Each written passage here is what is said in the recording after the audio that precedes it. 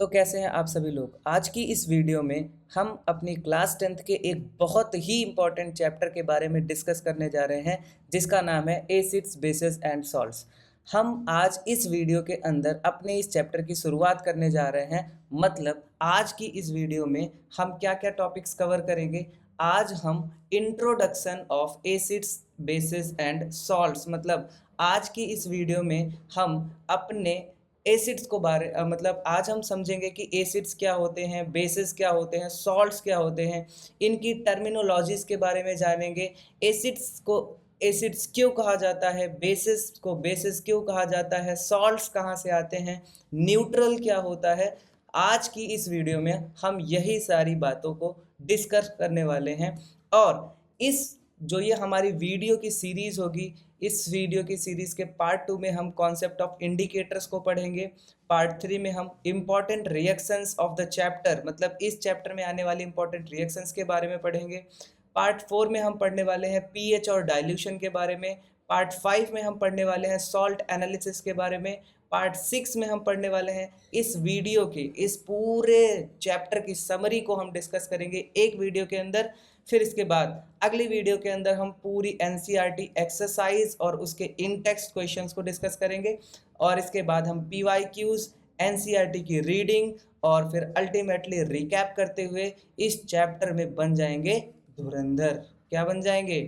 धुरंधर। आप सबने देखी ही होगी धुरंधर। तो हमें अगर इस चैप्टर में धुरंधर बनना है तो हम इस चीज़ को, इन सारी टर्मिनोलॉजीज़ को, इन सारे टॉपिक्स को अच्छे से कवर करेंगे, अच्छे से पढ़ते रहेंगे। सो इसी थॉट के साथ मैं आपका स्वागत करता हूं। मेरा नाम है दीपक पाठक और आप देख रहे हैं पाठक सर यूट्यूब चैनल।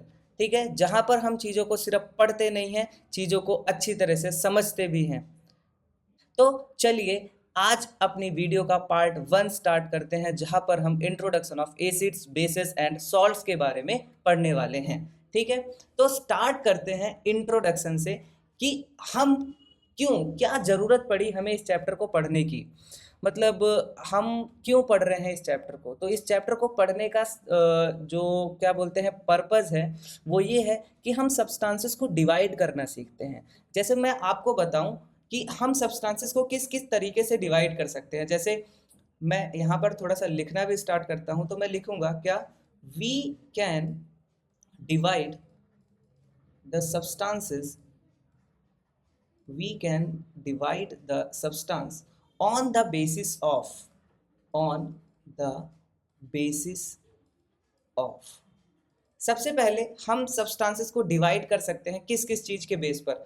मान लो हमने सब्सटेंसेस को उनकी फिजिकल प्रॉपर्टीज़ के बेस पर, उनके मॉलिक्यूल्स के गैप के बेस पर अगर उन्हें डिवाइड किया, तो वो क्या किस में डिवाइड होंगे। मान लो मैंने डिवाइड किया on the basis of physical और मॉलिक्यूलर गैप। हमने इस बेस पर डिवाइड किया, मॉलिक्यूलर गैप बिटवीन देम। ठीक है, मान लो हमने किसी सब्सटेंस को उनके फिजिकल या मॉलिक्यूलर गैप पे डिवाइड किया, तो वो किस में डिवाइड होंगे। वो होंगे सॉलिड में, वो होंगे लिक्विड में, वो होंगे गैस में। ऐसे ही हम अगर दूसरे क्राइटेरिया में देखें तो वो होंगे एलिमेंट्स में और वो होंगे कंपाउंड्स में, है ना। अगर तीसरी क्राइटेरिया देखें तो वो होंगे किस में, वो होंगे किस में, मिक्सचर में। और किस में होंगे, प्योर सब्सटेंस में होंगे। एक तो होंगे प्योर सब्सटेंस में, दूसरे कौन से होंगे, मिक्सचर में। ऐसे ही टेस्ट के बेस पर अगर हमने सब्सटेंसेस को डिवाइड किया तो वो कितनी कैटेगरीज में डिवाइड हुए बेटा, 3 कैटेगरीज में। मैं बेटा बोल रहा हूँ। तो अगर हमने एसिड्स, बेसिस और सॉल्ट्स चैप्टर पढ़ा, तो हमने यहाँ पे इसको क्यों पढ़ा, क्योंकि हमें सब्सटेंसेस को डिवाइड करना था। और ये सब्सटेंसेस एसिड्स, बेसिस और सॉल्ट्स में किस बेसिस पर डिवाइड हो रहे हैं, on the basis of taste. Class 7th में ही हम पढ़ते हैं क्या, कि on the basis of taste substances can be divided into acids, bases and salts. हमें चीज़ों को सिर्फ लिखना नहीं होता है, हमें चीज़ों को समझना भी होता है। अगर मैं आपको बोलूँ, हाँ मैंने ऐसे ऐसे करके लिख भी दिया कि हाँ हम सब्सटेंसेस को on the basis of taste, we can divide the substances as acids, bases and salts. मैंने लिख भी दिया, then you are not able to understand the things, तो क्या फ़ायदा हुआ? इसलिए मैंने बोलकर आपको समझाया कि हाँ, हम सब्सटेंसेस को एसिड्स, बेसेस और सॉल्ट्स या न्यूट्रल सब्सटेंसेस में डिवाइड कर सकते हैं। किसके बेस पर? On the base of taste. तो अब समझते हैं कि ये एसिड होता क्या है, कहाँ से आया ये वर्ड। सबसे पहले तो इस वर्ड के बारे में ही हम समझते हैं कि ये जो वर्ड है, ये वर्ड एसिड आया कहाँ से है। तो अगर मैं बोलूँ कि ये एसिड वर्ड आया कहाँ से है, तो मैं बोल सकता हूँ क्या कि word acid is derived from, word acid is derived from a Latin word, एक्रे। क्या? एक लैटिन वर्ड है एक्रे। जो वर्ड एसिड है वो कहाँ से डिराइव हुआ है? एक लैटिन वर्ड एक्रे, और इस एक्रे का मतलब होता है सॉर। हिंदी में बोले तो क्या बेटा? खट्टा। मतलब जो एसिड है वो कहाँ से डिराइव हुआ है?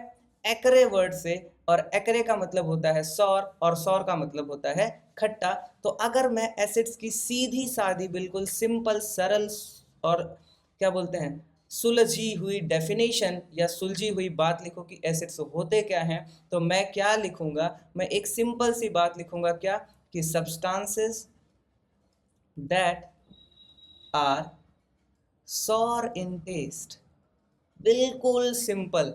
Substances that are sour in taste are called acids. इससे आसान क्या हो सकता था? ऐसे सब्सटेंसेस जो टेस्ट में खट्टे होते हैं उन्हें हम एसिड बोलते हैं। एग्जाम्पल के लिए हमने भैया, अभी तो बहुत गर्मी हो रही है, लेमन। थोड़ी सी और गर्मी हो रही है, ऑरेंज। थोड़ी सी और गर्मी हो रही है, कर्ड। कुछ अच्छा खाने का मन किया, विनेगर। तो ये सारे सब्सटेंसेस टेस्ट में कैसे हैं? खट्टे हैं। इसीलिए इनको क्या बोला जाता है? एसिड बोला जाता है। लेमन में कौन सा एसिड होता है? Citric acid. कौन सा एसिड? Citric acid. ऑरेंज में कौन सा एसिड होता है? Citric acid. कर्ड में कौन सा एसिड होता है? Lactic acid. कौन सा? Lactic acid. विनेगर में कौन सा एसिड होता है? Acetic acid. Acetic acid. ठीक है। मैं बोलूँ एप्पल, एप्पल, एप्पल में कौन सा एसिड होता है? Malic acid. ठीक है। तो ये था जस्ट एक इंट्रोडक्शन एसिड के बारे में कि एसिड होता क्या है। क्या होता है एसिड? एसिड जो वर्ड है वो एक लैटिन वर्ड एक्रे से डिराइव हुआ है, और एक्रे का मतलब होता है खट्टा। ऐसे सब्सटेंसेस जो टेस्ट में खट्टे होते हैं उन्हें हम एसिड्स बोलते हैं, जैसे lemon, orange, curd, vinegar, apple. ठीक है। बात करते हैं हम अब बेसिस की, कि ये बेसिस क्या होते हैं, ये बेस क्या है। देखो, एक तो बेस होता है कि जो बेस है, मतलब ये है, this is called the base. Base. अब यहाँ पर साइंस की भाषा में बेस का क्या मतलब होता है? जैसे मैथ की भाषा में ट्रायंगल का जो ये होता है, जैसे मैंने मान लो ये एक ट्रायंगल बनाया, तो दिस इज द बेस, ये होता है बेस। ठीक है। लेकिन ये किस किस लैंग्वेज में है? मैथ की लैंग्वेज में। साइंस की और केमिस्ट्री की लैंग्वेज में अगर हम देखें बेस क्या होते हैं, बिल्कुल एक सिंपल सी डेफिनेशन लिखूंगा और आपको पूरा समझ में आ जाएगा कि ये बेस होता क्या है। बस ध्यान से देखना लिख के आ रहा हूं मैंने क्या लिखा? substances that are substances that are ध्यान से, substances that are bitter in taste, bitter in taste। आगे अभी और भी लिख रहा हूं, and feel soapy on touch। ऐसे सब्सटेंसेस जो टेस्ट में कैसे हों? बिटर हों, और टच करने पर, जैसे मान लो ये है, मैंने टच किया और टच करने पर मुझे कैसा लगे? बिटर लगे। कैसा लगे? बिटर लगे? नहीं, टच करने पर मुझे कैसा लगे? सोपी लगे। तो उसे क्या बोलते हैं हम? उसे क्या बोलते हैं हम? बेस बोलते हैं। Example soap, example detergent, example. और क्या हो सकता है? सोप हो गया, डिटर्जेंट हो गया, और क्या हो सकता है? वॉशिंग सोडा हो गया, वॉशिंग सोडा हो गया, इनो हो गया, और क्या हो सकता है? और क्या हो सकता है? जल्दी जल्दी जल्दी। सोडियम हाइड्रोक्साइड हो गया NaOH, इसे क्या बोलते हैं? Sodium hydroxide. क्या?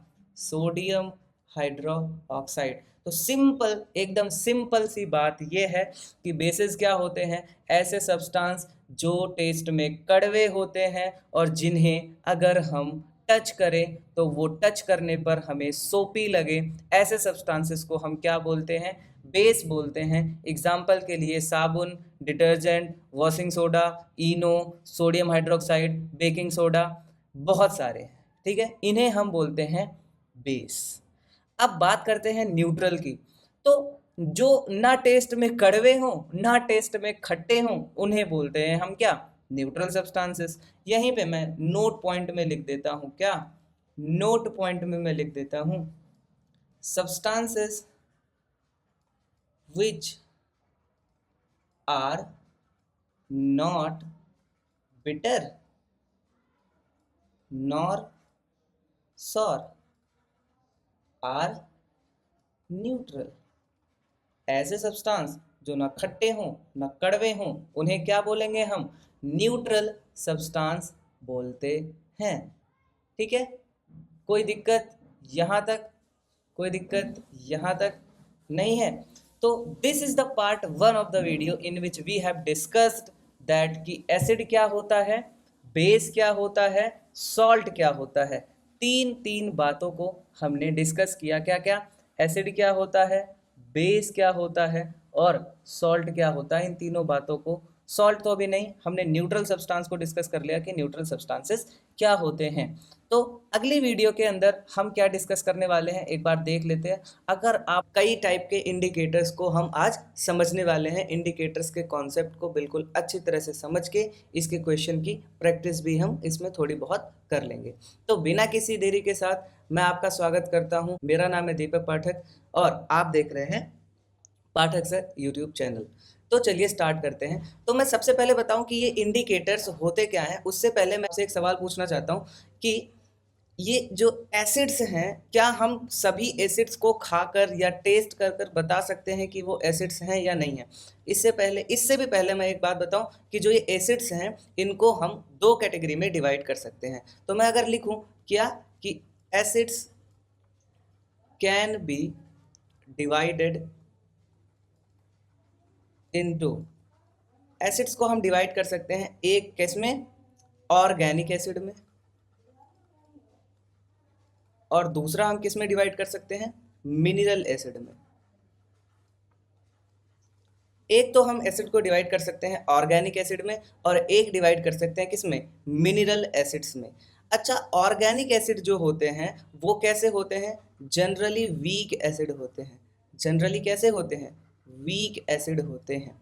ठीक है, जनरली वीक एसिड का मतलब जैसे एप्पल के अंदर का एसिड हो गया, या लेमन के अंदर का एसिड हो गया, या ऑरेंज के अंदर का एसिड हो गया।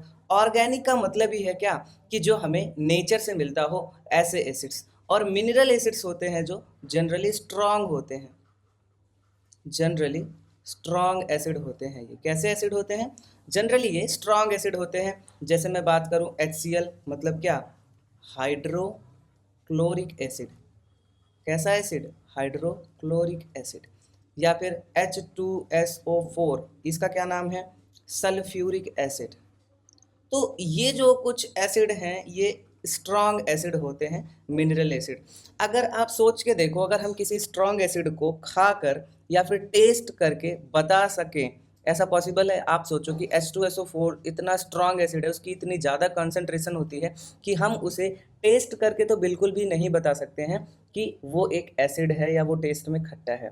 तो यहीं पे कॉन्सेप्ट आता है इंडिकेटर्स का। इंडिकेटर्स ऐसे सब्सटेंस होते हैं जो कि हमें अपना कलर चेंज करके, अपनी ऑर्डर मतलब अपनी स्मेल को चेंज करके हमें बताते हैं कि जो सब्सटेंस हमने लिया है वो एसिड है या बेस है या फिर न्यूट्रल है। ठीक है, तो मैं अगर यहाँ पर इंडिकेटर्स की डेफिनेशन को लिखना चाहूँ तो मैं क्या लिखूँगा?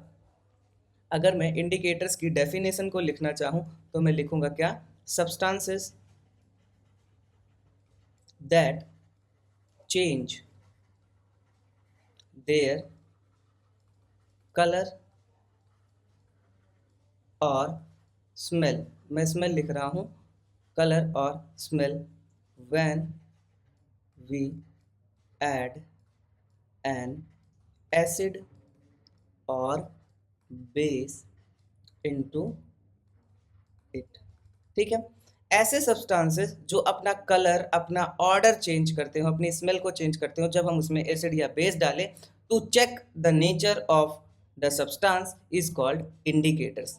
ठीक है, जिस तरह से जो इंडिकेटर होते हैं, जैसे हमारी बाइक के अंदर जो इंडिकेटर होते हैं वो क्या बताते हैं, जो पीछे चल रहा है उसको डायरेक्शन बताते हैं कि हाँ अब मैं इस डायरेक्शन में मुड़ने वाला हूँ। तो इसी तरह से जो ये इंडिकेटर्स होते हैं ये अपना कलर चेंज करके, अपनी स्मेल को चेंज करके हमें इंडिकेट करते हैं कि जो पर्टिकुलर सब्सटेंस हमने लिया है वो एसिड है या बेस है या फिर वो न्यूट्रल है। जैसे यहाँ पर देखो, ये कैसा था, ब्लू लिटमस था, और ये कैसा हो गया, रेड लिटमस हो गया। तो रेड लिटमस मतलब ये कैसा होगा, एसिड होगा। अभी आगे हम इसके बारे में डिटेल में समझेंगे और सीखेंगे। तो चलिए स्टार्ट करते हैं और देखते हैं कि इंडिकेटर्स कितने टाइप के होते हैं। ठीक है, इंडिकेटर्स कितने टाइप के होते हैं। तो अगर मैं बताऊं कि इंडिकेटर्स जो हैं वो जनरली 3 टाइप के होते हैं। एक है हमारा कौन सा इंडिकेटर, नेचुरल इंडिकेटर। कैसा इंडिकेटर, एक है हमारा नेचुरल इंडिकेटर, एक है हमारा सिंथेटिक इंडिकेटर, एक है हमारा ऑल फैक्टर इंडिकेटर। बिल्कुल सिंपल सी लैंग्वेज में अगर मैं आपको बताऊं तो नेचुरल इंडिकेटर्स ऐसे होते हैं जो हमें नेचर से मिलते हैं। जैसे यहाँ पर 2 एग्जांपल्स लिखे हुए हैं, एक टर्मरिक, एक लिटमस। ये दोनों कैसे इंडिकेटर्स हैं, नेचुरल इंडिकेटर्स हैं जो कि हमें कहाँ से मिलते हैं, नेचर से मिलते हैं। दूसरा क्या है हमारा सिंथेटिक इंडिकेटर, जैसे मिथाइल ऑरेंज और फिनोप्थलीन। ये कैसे इंडिकेटर्स हैं, ये सिंथेटिक इंडिकेटर है, मतलब इसकी जो ये इंडिकेटर है इसकी सिंथेसिस होती है। कहाँ पर सिंथेसिस होती है, लैब के अंदर सिंथेसिस करके बनाए जाते हैं। तो ये कैसे इंडिकेटर हो गए, सिंथेटिक इंडिकेटर हो गए। और फिर यहाँ पर एक ऑल फैक्टरी इंडिकेटर दिया है। ऑल फैक्टरी मतलब ये अपनी स्मेल को चेंज करते हैं to check the nature of the substance. और यहाँ पर एग्जांपल क्या है, ऑल फैक्टरी इंडिकेटर्स का ओनियन। ठीक है, अब हम आगे देखते हैं डिटेल में इन नेचुरल इंडिकेटर्स को समझते हैं। जैसे यहाँ पर टर्मरिक है और लिटमस पेपर है, 2 नेचुरल इंडिकेटर्स हमारे पास हैं। तो इस कॉन्सेप्ट को हम समझते हैं कि कहाँ पे ये कैसे, किस तरीके से हमें नेचर बताता है सब्सटेंस का। जैसे नेचुरल इंडिकेटर्स, नेचुरल इंडिकेटर्स मतलब क्या, ये कहाँ पे मिलेंगे, हमें कहाँ से मिलेंगे, ऑब्टेन फ्रॉम नेचर। एग्जाम्पल एक तो यहीं पे लिखा हुआ है टर्मरिक, दूसरा लिटमस, तीसरा चाइना रोज, चौथा बीट रूट, पांचवा कैबेज। ठीक है, तो ये सारे जो हैं ये नेचुरल इंडिकेटर्स हैं। ठीक है, जिसमें से यहाँ पर टर्मरिक का हमें दिया हुआ है। एक बार देखते हैं और समझते हैं कि टर्मरिक किस तरीके से as a natural indicator use होता है। ठीक है, देखते हैं थोड़ा सा और समझते हैं कि हम टर्मरिक को किस तरीके से एज नेचुरल इंडिकेटर यूज कर सकते हैं। ठीक है, टर्मरिक है, मान लो यहाँ पर मैं आपको बना के बताता हूँ और दिखाता हूँ। देखो, जैसे मान लो हमने एक ग्लास लिया, ठीक है, ग्लास में पानी भर दिया, और पानी भरने के बाद इसमें हमने फिर से क्या अब ऐड कर दिया, हल्दी ऐड कर दी। अब ये क्या बन गया, हल्दी प्लस वाटर का सोल्यूशन। ठीक है, हल्दी प्लस वाटर का सोल्यूशन। ठीक है, अब हमने क्या किया, जैसे हमने यहाँ पर एक और 2 ग्लास लिए, ठीक है, और हमने 2 ग्लास लिए, यहाँ पर एक ग्लास में हमने लेमन जूस डाल दिया और दूसरे ग्लास में हमने सोप सोल्यूशन डाल दिया। क्या डाल दिया, सोप सोल्यूशन। ठीक है, अब जो पहला वाला ग्लास था, जब हमने उसमें हल्दी वाला सोल्यूशन मिक्स किया तो यहाँ पर हमें कोई चेंज नहीं दिखा। क्या, यहाँ पर हमें कोई भी चेंज नहीं दिखा। लेकिन जैसे ही हमने सोप सोल्यूशन के अंदर ये वाला सोल्यूशन मिक्स किया, ये जो सोप सोल्यूशन था ये कैसा हो गया, वर्मिलन मतलब रेडिश ब्राउन कलर का, मतलब डार्क रेड कलर का, रेडिश कलर का हो गया। जिससे हमें ये पता चल गया कि हाँ, जो सब्सटेंस सोप हमने लिया था इसका नेचर कैसा है, बेस है या ये बेसिक नेचर का है। ठीक है, तो कुछ इस तरीके से हम टर्मरिक का यूज़ करके टर्मरिक इंडिकेटर का यूज़ करके हम पता लगा सकते हैं कि हमने जो सब्सटेंस लिया है वो एसिड लिया है या बेस लिया है। तो यहाँ पर मैं कंक्लूजन लिख देता हूँ, क्या है कि अगर आपने एसिड लिया है टर्मरिक सोल्यूशन में, अगर उसे डाला तो क्या होगा, नो चेंज। न्यूट्रल लिया है और उसे टर्मरिक सॉल्यूशन के अंदर डाला तो भी नो चेंज। लेकिन जब अगर हम बेस को डालेंगे टर्मरिक सॉल्यूशन के अंदर तो वो कौन से कलर में हो जाएगा, रेड कलर में हो जाएगा। ठीक है, ये सिंपल सा कॉन्सेप्ट था किसका, टर्मरिक का। आगे देखते हैं हम क्या, कॉन्सेप्ट ऑफ लिटमस पेपर, जो कि बहुत ही इंपॉर्टेंट है और इस कॉन्सेप्ट से बहुत सारे क्वेश्चंस भी आते हैं। तो इस कॉन्सेप्ट को बहुत अच्छे से समझेंगे कि लिटमस पेपर का क्या कॉन्सेप्ट है। एक ही बात बताऊंगा और ये कॉन्सेप्ट बिल्कुल क्लियर हो जाएगा आपको। ठीक है, सबसे पहले लिटमस पेपर क्या है। लिटमस पेपर एक नेचुरल इंडिकेटर है। ये क्या है, एक नेचुरल इंडिकेटर है, नेचुरल इंडिकेटर है। ठीक है, ये एक नेचुरल इंडिकेटर है जो कि कहाँ से मिलता है, लाइकेन से हमें ऑब्टेन होता है। ठीक, अब इसके कॉन्सेप्ट की बात करते हैं। बहुत ही इजी कॉन्सेप्ट है और वो कॉन्सेप्ट क्या है, ध्यान से सुनना। जब भी कोई भी लिटमस पेपर हो एसिड के अंदर जाएगा तो वो रेड कलर में हो जाएगा। फिर से, जब भी कोई भी लिटमस पेपर होगा अगर वो एसिड के अंदर जाएगा तो वो रेड कलर में हो जाएगा। और लिटमस पेपर कितने तरीके के होते हैं, 3 तरीके के होते हैं। एक होता है रेड लिटमस पेपर, एक होता है रेड लिटमस पेपर, दूसरा होता है blue litmus paper, blue litmus paper, और तीसरा होता है क्या, एक रेड एक ब्लू, और तीसरा होता है हमारा पर्पल लिटमस पेपर।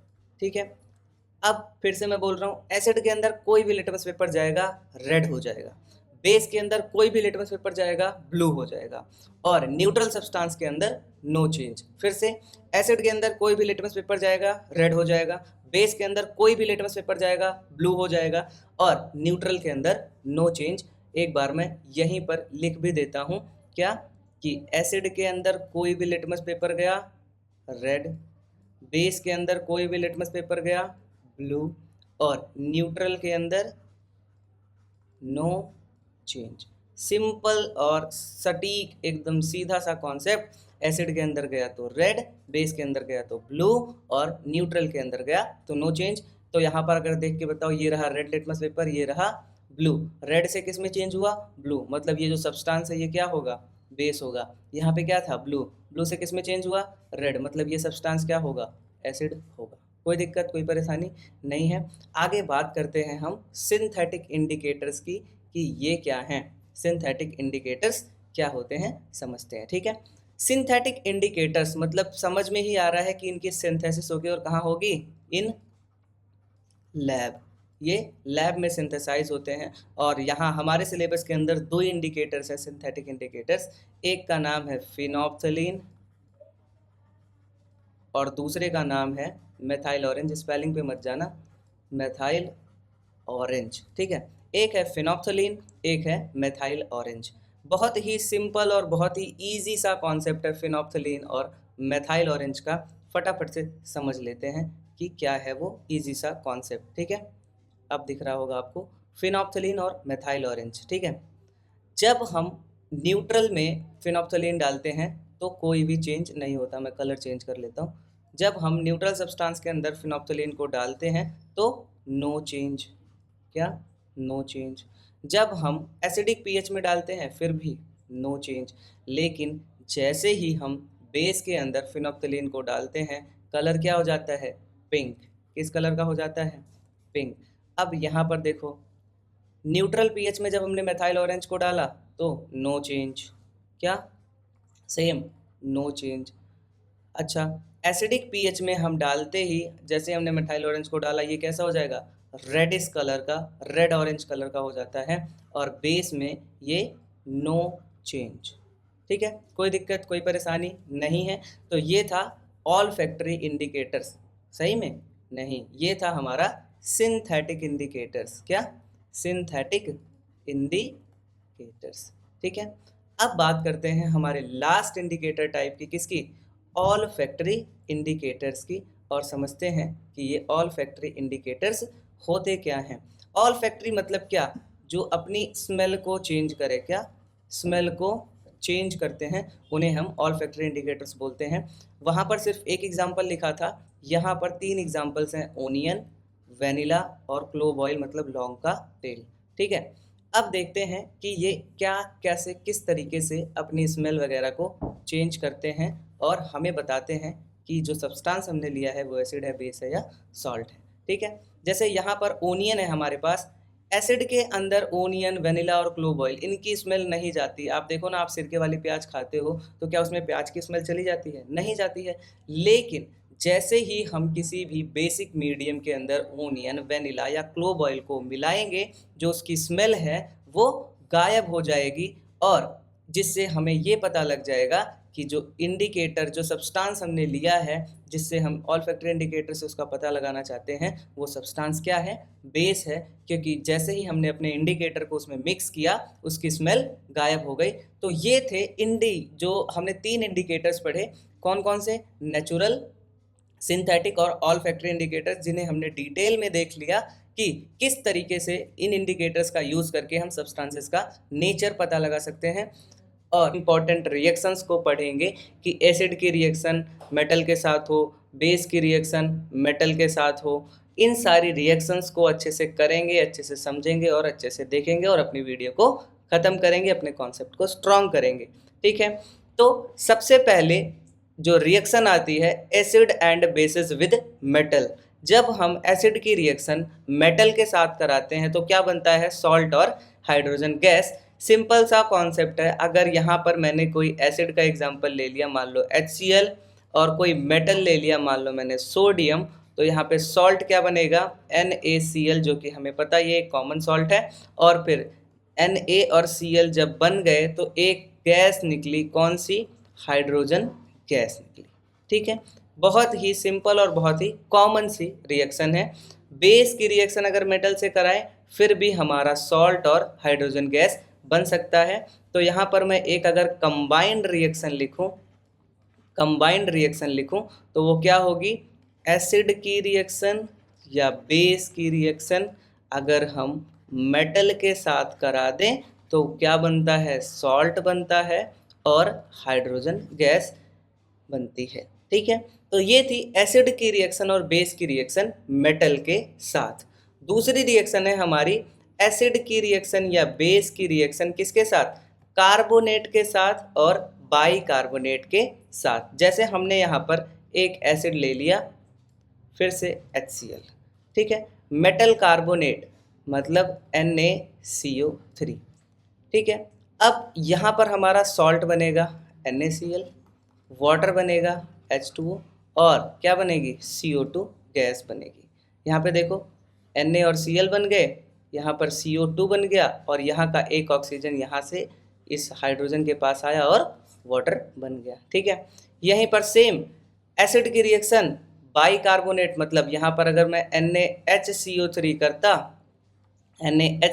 करता फिर भी जो प्रोडक्ट था वो बिल्कुल सेम बनता। तभी यहाँ पर लिखा हुआ है कि एसिड की रिएक्शन मेटल कार्बोनेट या मेटल बाइकार्बोनेट के साथ अगर होती है तो क्या बनता है? सॉल्ट, वाटर और कार्बन डाइऑक्साइड।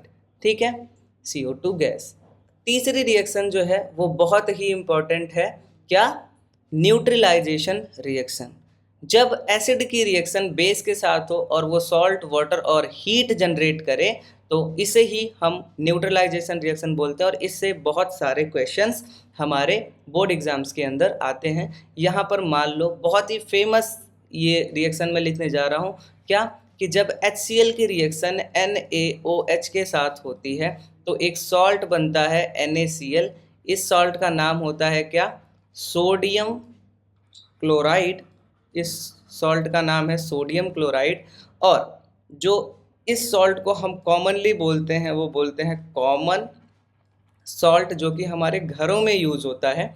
और इसके अलावा क्या बनता है? वाटर। और ये एक एक्सोथर्मिक रिएक्शन है, इसलिए यहाँ पर हीट भी जनरेट होती है। मैं यहाँ पर ऐसे ऊपर लिख दे रहा हूँ कि ये कैसी रिएक्शन है? एक्सोथर्मिक रिएक्शन है। कैसी रिएक्शन है? एक्सोथर्मिक रिएक्शन है, मतलब यहाँ से हीट जनरेट होती है। अगली वीडियो में हम देखेंगे कि किस तरीके से ये हीट जनरेट होती है, क्या क्या प्रोसेसेस होते हैं डाइल्यूशन के, कॉन्सेंट्रेट करने के। ठीक है, आगे देखते हैं क्या है। एसिड की रिएक्शन मेटल ऑक्साइड के साथ। ठीक है, मेटल ऑक्साइड मतलब जो मेटल है और इसके साथ कोई ऑक्साइड आ गया है। मान लो मैंने यहाँ पर क्या ले लिया, एक मेटल ले लिया मैग्नीशियम। मैंने एक मेटल ले लिया मैग्नीशियम और ऑक्साइड।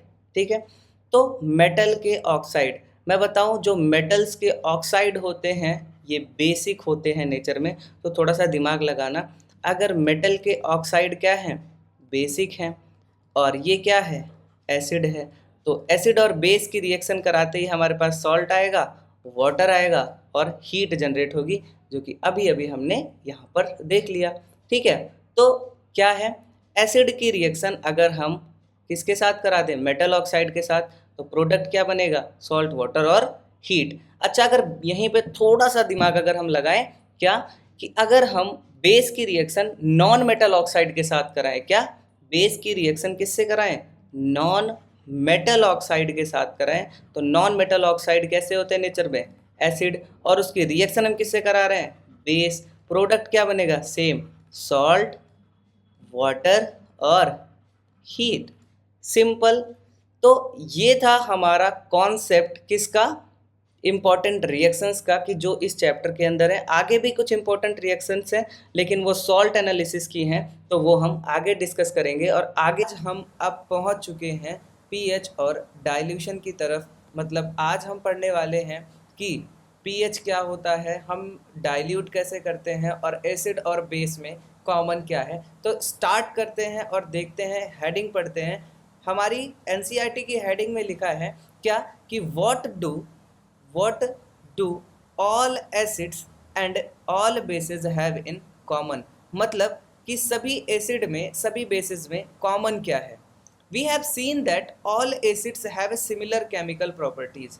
हमने एक चीज़ नोटिस करी है कि एसिड्स की, सभी एसिड्स की जो केमिकल प्रॉपर्टीज़ हैं वो सिमिलर होती हैं, सिमिलर है। और क्या है वो केमिकल प्रॉपर्टी सिमिलर, कि all acids generate hydrogen gas on reacting with metals. हमने इससे पहली वाली वीडियो जो पढ़ी थी उसमें हमने देखा था कि जब हम एसिड की रिएक्शन किसकी, जब हम एसिड की रिएक्शन किससे कराते थे, मेटल से कराते थे, तो वो क्या बनाता था, वो सॉल्ट बनाता था और हाइड्रोजन गैस को प्रोड्यूस करता था। तो यहाँ पे वही बात लिखी हुई है कि जब जितने भी एसिड्स होते हैं वो हाइड्रोजन गैस और क्या प्रोड्यूस करते हैं, सॉल्ट प्रोड्यूस करते हैं, और सभी एसिड्स में जो हाइड्रोजन गैस है वो कॉमन है जब वो मेटल के साथ रिएक्ट करते हैं। ठीक है, यहाँ पर हमने एक एक्सपेरिमेंट कंसिडर किया है, उस एक्सपेरिमेंट को समझते हैं, फिर आगे की बातें हम करेंगे। ठीक है, यहाँ पर क्या हुआ है, हमने एक क्या लिया है, हमने एक जार लिया है और यहाँ पर हमने एक रबर की कॉर्क लगाई है, जिसमें हमने यहाँ पर दो कीलियों को ऐसे अंदर घुसा दिया है और यहाँ पे दो वायर्स को ऐसे कनेक्ट कर दिया है और स्विच लगा दिया है, और इसमें डाइल्यूट हाइड्रोक्लोरिक एसिड का सॉल्यूशन है। और जैसे ही हमने बैटरी को कनेक्ट किया और हमने स्विच को ऑन किया, ये इलेक्ट्रिसिटी फ्लो करना शुरू कर गई। मतलब यहाँ पर क्या हुआ, अब हम पढ़ते हैं। The bulb start glowing, the bulb start glowing in case of acids. जब एसिड का केस है, मतलब जब इसमें हमने सॉल्यूशन के अंदर एसिड डाला है, तो जो बल्ब है वो ग्लो करना स्टार्ट हो गया। But you will observe that glucose and alcohol solutions do not conduct electricity. मतलब अगर यहीं इसी जगह पर इस सॉल्यूशन के अंदर हम क्या डालते, ग्लूकोज या अल्कोहल, तो वो इलेक्ट्रिसिटी को कंडक्ट नहीं करता। इसका मतलब क्या है कि glowing of the bulb indicates that there is a flow of electric current through a solution. मतलब ये क्या इंडिकेट कर रहा है हमें, कि जो बल्ब ग्लो कर रहा है, इसका मतलब हमें ये इंडिकेट हो रहा है कि यहाँ पर इलेक्ट्रिक करंट का फ्लो हो रहा है सॉल्यूशन के अंदर। The electric current is carried through the acidic solution bye ion. और जो ये करंट फ्लो हो रही है ये किसके थ्रू हो रही है, by acidic solution by ions. जो एसिडिक सॉल्यूशन में आयंस हैं उनकी मदद से हो रही है। जैसे मैं आपको यहाँ पर लिख के दिखाऊं, HCl, तो ये क्या है, हाइड्रोक्लोरिक एसिड। यहाँ पर दो आयंस हैं, एक है H पॉजिटिव और एक क्या है, Cl नेगेटिव। तो जब सॉल्यूशन के अंदर यही दोनों आयंस होते हैं तो ये दोनों आयंस इधर उधर घूमते रहते हैं, जिसकी वजह से कंडक्शन ऑफ इलेक्ट्रिसिटी हो रहा है। आगे पढ़ते हैं क्या कि acid contain H positive ion as cation. याद रखना है कि एसिड के पास H पॉजिटिव आयन होता है जिसे हम कैटायन बोलते हैं, एंड Cl नेगेटिव आयन होता है जिसे हम एनायन बोलते हैं। ठीक है। NO3 जो होता है वो एनायन HNO3 का होता है, SO4 2 नेगेटिव एनायन H2SO4 का होता है, CH3COO नेगेटिव CH3COOH का होता है। Since the cation is present in acids is H positive. मतलब यहाँ पर अगर हम एक चीज़ नोटिस करें, जो एनायंस हैं वो अलग अलग हैं। जैसे कहीं पर एनायन Cl नेगेटिव है, कहीं पर एनायन CH3COO नेगेटिव है, कहीं पर एनायन SO4 2 नेगेटिव है। लेकिन जो क्या बोलते हैं कैटायन है वो हर जगह पर क्या है, H पॉजिटिव है। क्या है, H पॉजिटिव है। इससे क्या हमें पता चलता है, this suggest that acid produce hydrogen ion, मतलब H positive ion in the solution which are responsible for the acidic properties. मतलब अब अगर आपसे कोई पूछे कि एसिडिक प्रॉपर्टी के लिए क्या रिस्पॉन्सिबल होता है तो आप सीधा सीधा बता सकते हो क्या, H पॉजिटिव जो उस सॉल्यूशन के अंदर रिलीज हुआ है। ठीक है, समझ में आया। एज इसी तरह से alkali such as sodium hydroxide and calcium hydroxide ये क्या प्रोड्यूस करते हैं, OH नेगेटिव आयंस प्रोड्यूस करते हैं। कौन से ions, OH negative ions produce करते हैं, जो कि किसके लिए रिस्पॉन्सिबल होते हैं, बेसिक कैरेक्टर के लिए रिस्पॉन्सिबल होते हैं। तो एसिडिक कैरेक्टर के लिए क्या रिस्पॉन्सिबल है, H पॉजिटिव, और बेसिक कैरेक्टर के लिए क्या रिस्पॉन्सिबल है, OH नेगेटिव आयन। अब हम देखते हैं, एक सेकेंड, अब हम देखते हैं कि जब हम एसिड या बेस को वाटर सॉल्यूशन में मिक्स करेंगे तो क्या होता है। ठीक है, थोड़ा ध्यान से देखिएगा। जब हमने क्या किया, HCl को H2O में ऐड किया, क्या किया, HCl को H2O में ऐड किया, तो यहाँ पर क्या बना, H3O पॉजिटिव आयन और Cl नेगेटिव आयन बना। मैं यहाँ पे इस रिएक्शन को अच्छे से इलेबोरेट करके दिखाता हूँ आपको। जब हमने इसको H2O में डाला तो क्या बना, H3O पॉजिटिव, और इसके अलावा एनायन बना क्या, Cl नेगेटिव। मैं नीचे करता हूँ इसको, ऊपर चला गया, हाँ, H3O पॉजिटिव और Cl नेगेटिव। तो यहाँ पर क्या हुआ, एक रिएक्शन हुई, क्या हुई, एक रिएक्शन हुई और H पॉजिटिव आयन जनरेट हुआ और Cl नेगेटिव आयन जनरेट हुआ। लेकिन ये H पॉजिटिव आयन H2O के साथ कंबाइन होके क्या बना लेता है, H3O पॉजिटिव आयन, जिसे हम क्या बोलते हैं, हाइड्रोनियम आयन। क्या बोलते हैं, हाइड्रोनियम आयन। और यही हाइड्रोनियम आयन अभी पिछली बार भी हमने पढ़ा था, क्या, यही हाइड्रोनियम आयन रिस्पॉन्सिबल होता है एसिडिक कैरेक्टर के लिए। ठीक है, यहाँ पर ये बात लिखी भी हुई है क्या कि hydrogen ions can not exist alone. जो हाइड्रोजन के आयंस होते हैं वो अकेले एग्जिस्ट नहीं कर सकते हैं, अकेले एग्जिस्ट नहीं कर सकते हैं, but they exist after combining with water molecules. ये एग्जिस्ट करते हैं कब, कंबाइन करके, किससे, वाटर मॉलिक्यूल से। This hydrogen ion must always be shown as H plus H2O gives H3O positive.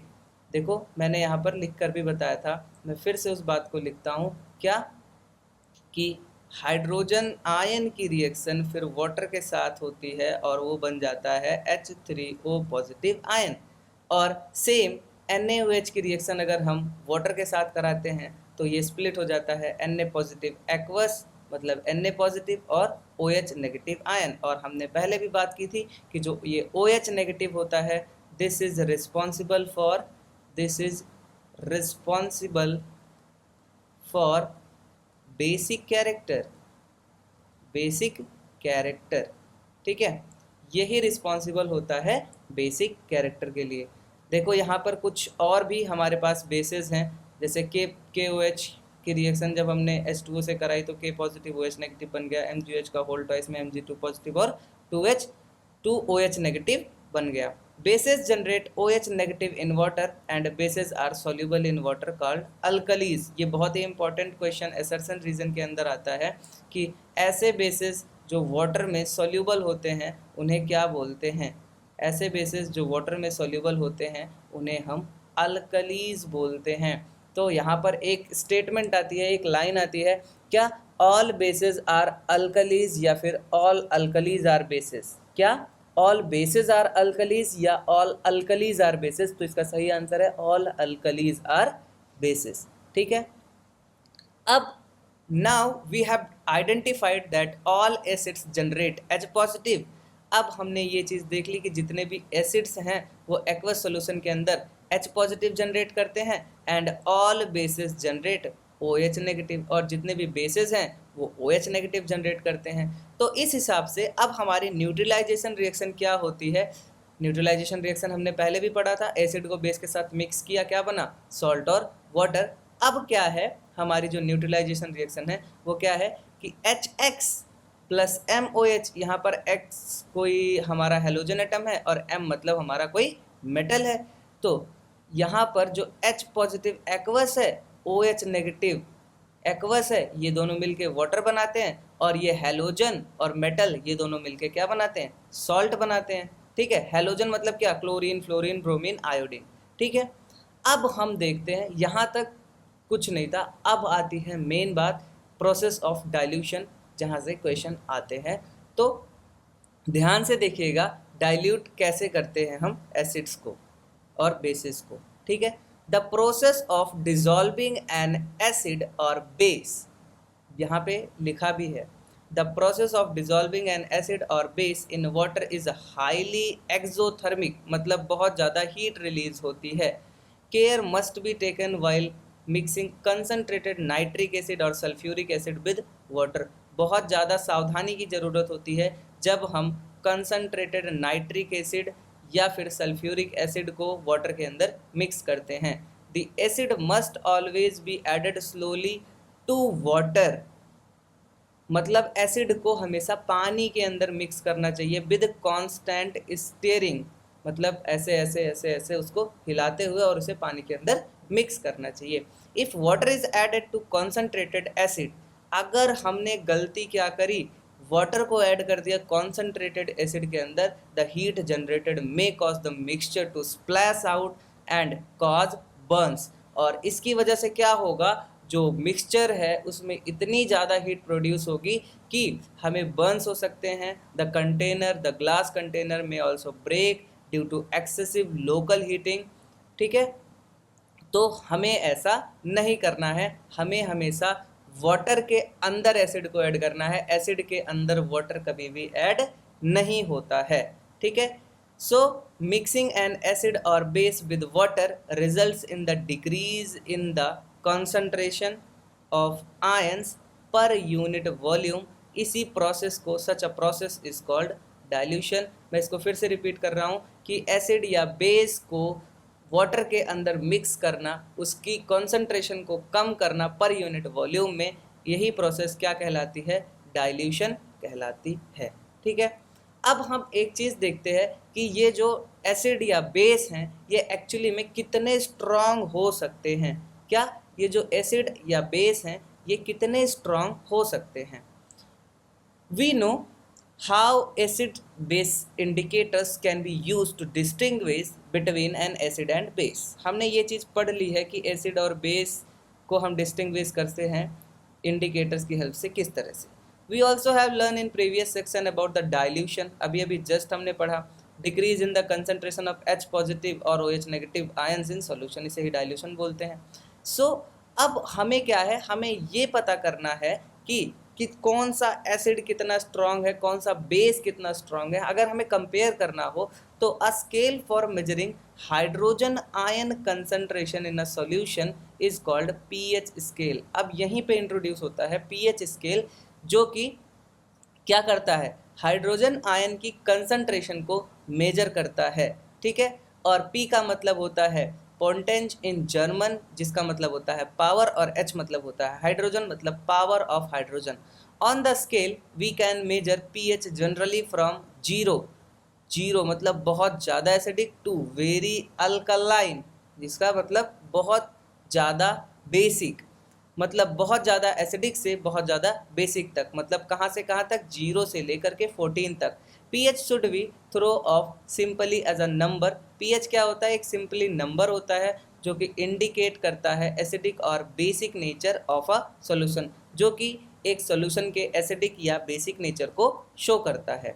Higher the hydronium ion concentration, जितनी ज़्यादा hydronium ion की कंसंट्रेशन होगी, lower is the pH value, उतनी ही कम उसकी पीएच वैल्यू होगी। जितना ज़्यादा एसिडिक उतना कम पीएच, ध्यान से, जितना ज़्यादा एसिडिक उतना कम pH. The pH of a neutral solution is 7, और न्यूट्रल सोल्यूशन का जो पीएच होता है वो कितना होता है, 7। वैल्यू लेस देन 7, अगर किसी भी सोल्यूशन की वैल्यू लेस देन 7 है on pH scale, represent an acidic solution, और तब वो क्या रिप्रेजेंट करता है कि वो कैसा सोल्यूशन है, एसिडिक सोल्यूशन है। मतलब यहाँ पर मैं आपको समझाऊं कलर चेंज करके, जैसे ये हो गई हमारी एक पीएच स्केल, ये है हमारा 7, 7 क्या है, न्यूट्रल है। ये है हमारा 14 और ये है हमारा 0। 7 के इस साइड जाएंगे तो हमें क्या मिलेगा, एसिडिक कैरेक्टर के सब्सटेंस। 7 के इस साइड जाएंगे तो हमें मिलेगा बेसिक कैरेक्टर के सब्सटेंस। ठीक है, मतलब हम क्या कर रहे हैं यहाँ पर, एक हमने स्केल बना दी और स्केल के लेफ्ट साइड में एसिडिक, राइट साइड में बेसिक। ठीक है, as the pH value increases from 7 to 14, it represents increase in OH minus ion concentration in the solution. This is the increase in the strength of alkalis, मतलब bases की strength बढ़ती है।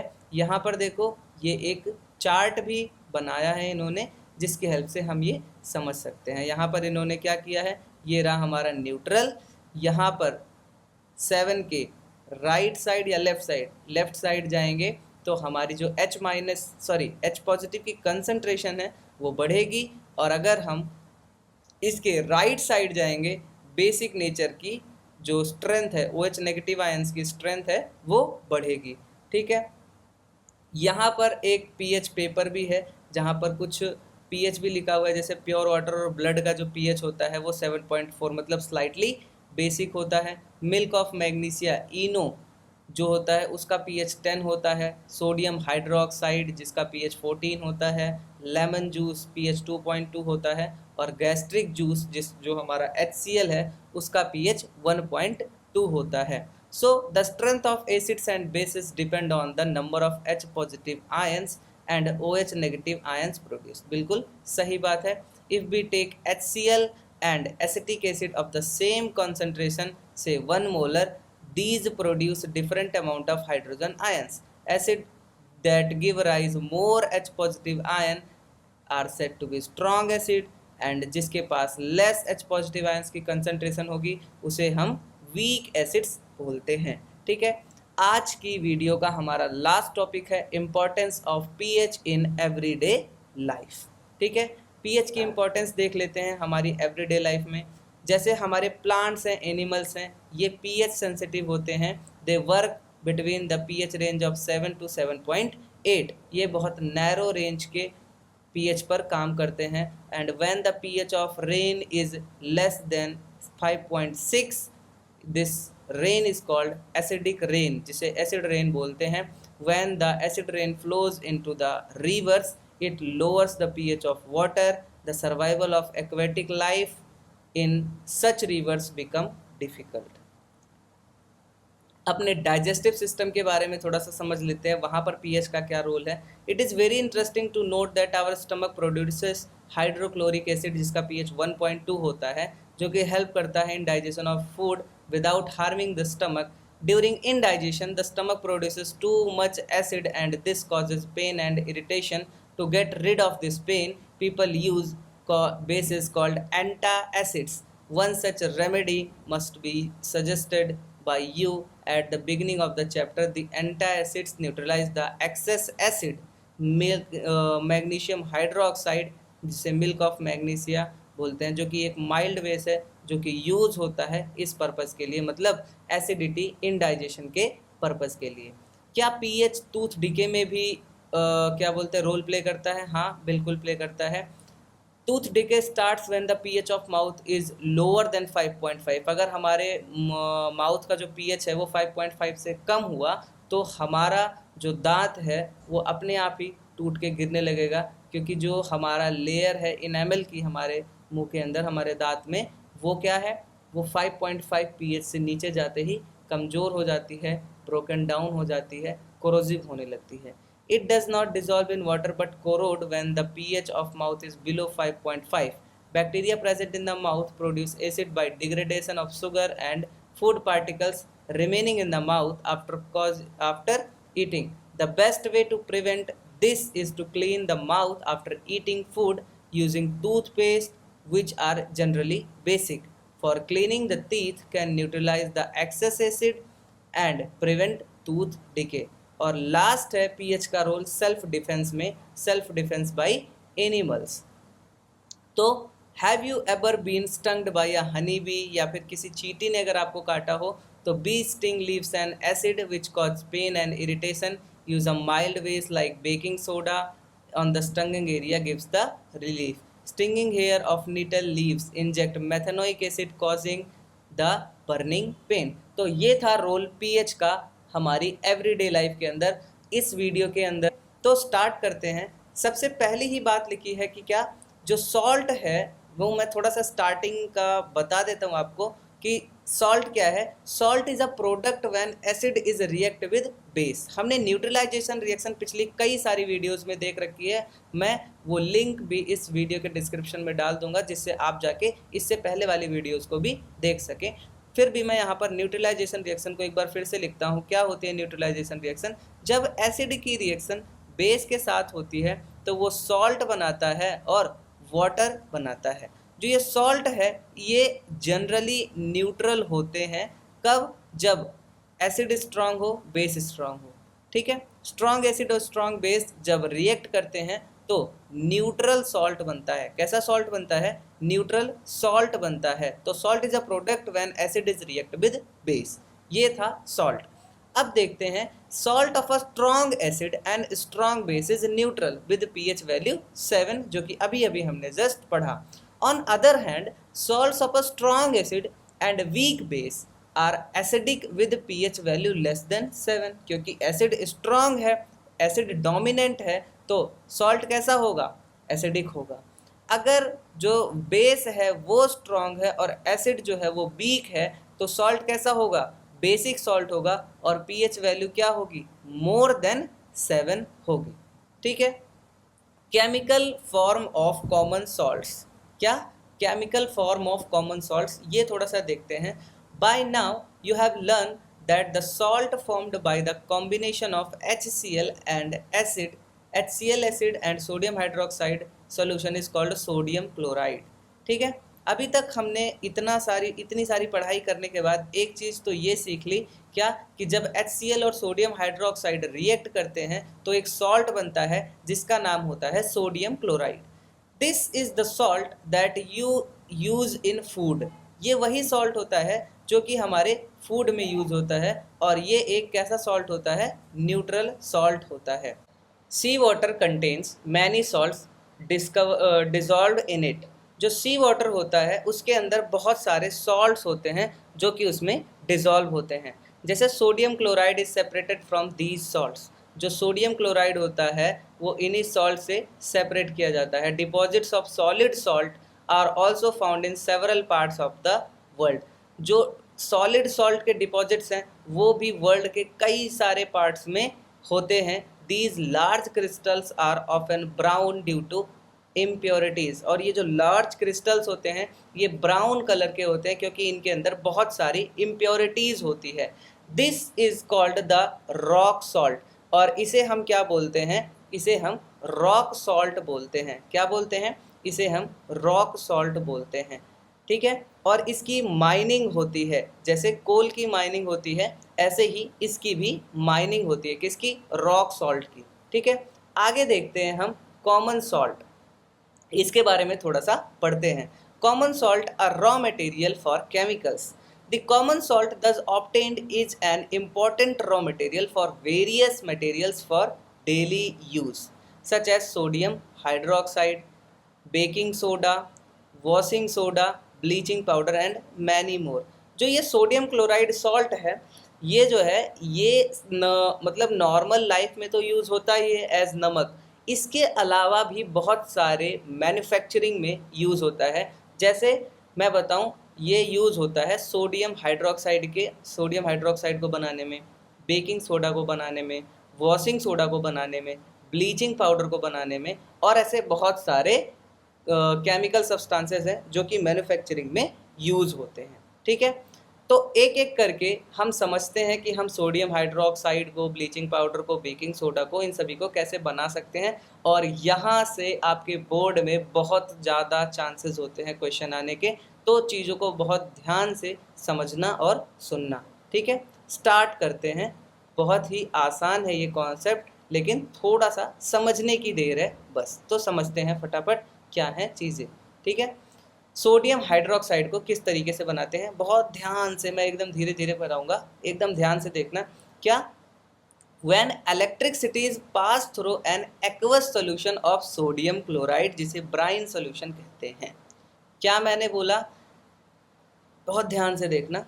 मैंने क्या किया, यहाँ पर एक ऐसे करके चैम्बर बना लिया, जहाँ पर मैंने क्या किया, सोडियम क्लोराइड का सॉल्यूशन फिल कर दिया। क्या किया? सोडियम क्लोराइड का सॉल्यूशन फिल कर दिया इसके अंदर। ठीक है, जिसे हम क्या बोलते हैं, ब्राइन सॉल्यूशन। यहाँ पर देखो ये लिख भी रहा है कि ये क्या है, ब्राइन सॉल्यूशन है। ठीक है, it decomposes to form sodium hydroxide. ये जो है ये सॉल्यूशन डिकम्पोज होता है और फॉर्म करता है सोडियम हाइड्रोक्साइड। यहाँ पर देखो सीधी सीधी रिएक्शन लिखी है कि 2NaCl 2H2O, यहाँ पर इलेक्ट्रिसिटी पास होती है, 2NaOH Cl2 गैस और H2 गैस होता है। और इस प्रोसेस को बोलते हैं क्लोर अल्कली प्रोसेस। क्यों बोलते हैं? क्योंकि दो प्रोडक्ट बनते हैं इसमें। पहला बनता है क्लोरीन। क्या बनता है? क्लोरीन। इसीलिए इसको पहला नाम होता है क्लोर, और अल्कली मतलब क्या, बेस, जो कि है सोडियम हाइड्रोक्साइड। इसीलिए इस प्रोसेस को क्या बोलते हैं, क्लोर अल्कली प्रोसेस भी बोलते हैं। Chloride gas is given of at anode. ध्यान से, जो ये क्लोराइड गैस है ये एनोड से निकलती है, and hydrogen gas at cathode. जो हाइड्रोजन गैस है ये कैथोड की साइड से निकलती है। ठीक है, ये क्लोराइड गैस कहाँ यूज होती है? वाटर ट्रीटमेंट में, स्विमिंग पूल्स में, पीवीसी में, डिसइंफेक्टेंट्स में, और सीएफसीज में, और पेस्टिसाइड्स में। और ये जो हमारी H2 गैस है ये कहाँ पे यूज़ होती है? फ्यूल में, मैर्गरीन में, अमोनिया में, फर्टिलाइज़र्स में, मतलब इतनी जगह पर ये हमारा यूज़ होता है, जो बाई प्रोडक्ट निकलता है। और हमारा मेन प्रोडक्ट क्या है? Sodium hydroxide. हमें इसका यूज़ पता ही है, ये एक बेस है, तो इससे बहुत सारी चीज़ें मैन्युफैक्चर होती हैं, जो कि अभी हम नीचे पढ़ने वाले हैं। ठीक है, तो and hydrogen gas at cathode. Sodium hydroxide solution is formed near the cathode. The three products produced in this process are all useful. ये सारे जो products हैं ये useful होते हैं। यहाँ पर देखो ऐसे, ये brine containing sodium hydroxide, जो कि डिग्रीजिंग मेटल, सोप्स, डिटर्जेंट्स मेकिंग और आर्टिफिशियल फाइबर बनाने में यूज होता है ये सोडियम हाइड्रोक्साइड। ठीक है, मतलब क्या हुआ यहाँ पर, एक बार फिर से समझते हैं। यहाँ से ब्राइन सॉल्यूशन आया, यहाँ पर हमने इलेक्ट्रिसिटी पास की, और यहाँ से क्या बोलते हैं, Cl2 गैस निकली, यहाँ से H2 गैस निकली, यहाँ पर आयंस का एक्सचेंज हुआ, और यहाँ पर हमारा main sodium hydroxide as by product हमें मिल गया। तो कुछ इस तरीके से सोडियम हाइड्रोक्साइड बनता है। अब देखते हैं ब्लीचिंग पाउडर किस तरीके से बनता है। ठीक है, हम क्या देखेंगे अब कि ब्लीचिंग पाउडर की मैन्युफैक्चरिंग किस तरीके से होती है। You have already come to know, आपने अभी अभी पढ़ा कि chlorine is produced during the process of electrolysis of aqueous solution of sodium chloride brine solution की। This chlorine gas is use to manufacturing of bleaching powder. मैंने पहले भी बताया था कि यहाँ पे जितने भी प्रोडक्ट्स निकल रहे हैं वो बहुत ही इंपॉर्टेंट है। तो ये जो क्लोरीन गैस है ये यूज़ होती है for the manufacturing of bleaching powder. कैसे होती है, यहाँ पर 2CaOH का टॉइस मतलब कैल्शियम हाइड्रोक्साइड की रिएक्शन क्लोरीन गैस के साथ, वहाँ पर क्लोरीन गैस पास होती है और हमारा प्रोडक्ट बन जाता है CaClO का टॉइस, जिसे हम क्या बोलते हैं, ब्लीचिंग पाउडर बोलते हैं। इसे ही हम क्या बोलते हैं, bleaching powder. Let me change the colour. इसे हम क्या बोलते हैं, ब्लीचिंग पाउडर। यही है हमारा क्या, ब्लीचिंग पाउडर। कैल्शियम क्लोराइड बना और वाटर बना, ठीक है। ड्राई स्लैग लाइम को पास कराया जाता है क्लोरीन गैस पर और वो बन जाता है हमारा प्रोडक्ट ब्लीचिंग पाउडर, ठीक है।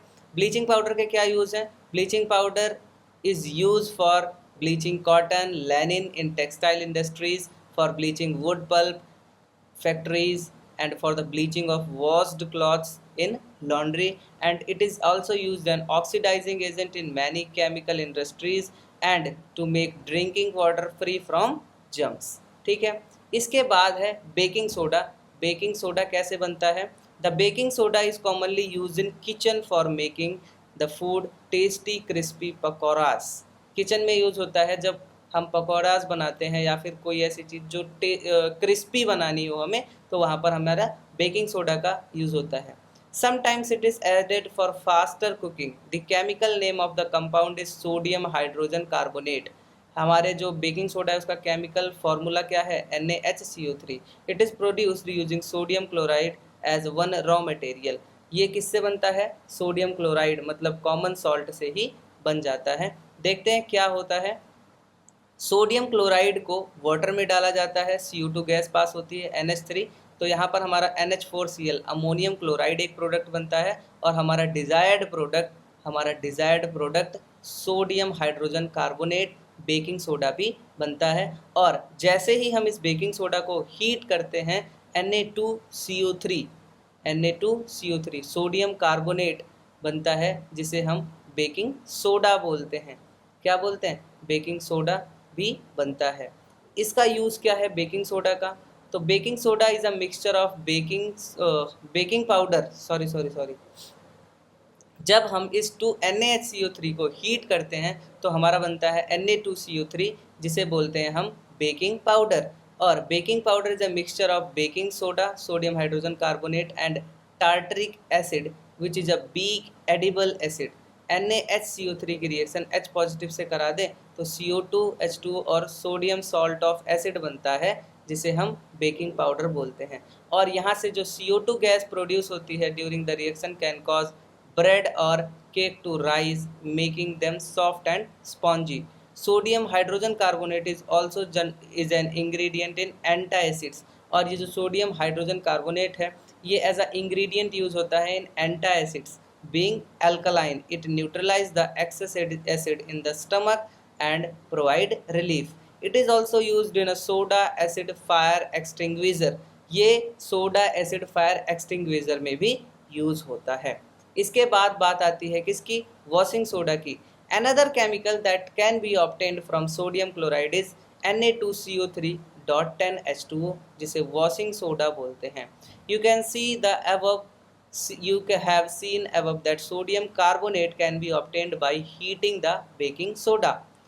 recrystallization of sodium carbonate gives washing soda। बहुत इंपॉर्टेंट लाइन लिखी है क्या, recrystallization of sodium carbonate gives क्या, washing soda। तो सोडियम कार्बोनेट है, इसमें 10H2O को फिर से रिक्रिस्टलाइज किया हमने, Na2CO3.10H2O बना और इसे ही हम क्या बोलते हैं, वॉशिंग सोडा, ठीक है। तो यहाँ पर यूजेस क्या हैं, अभी ये चीज़ मैं आपको अभी समझाऊंगा जब ये नीचे क्रिस्टल ऑफ सॉल्ट पढ़ेंगे तब, ठीक है। उससे पहले ये पढ़ लेते हैं कि वॉशिंग सोडा के यूज़ कहाँ हैं।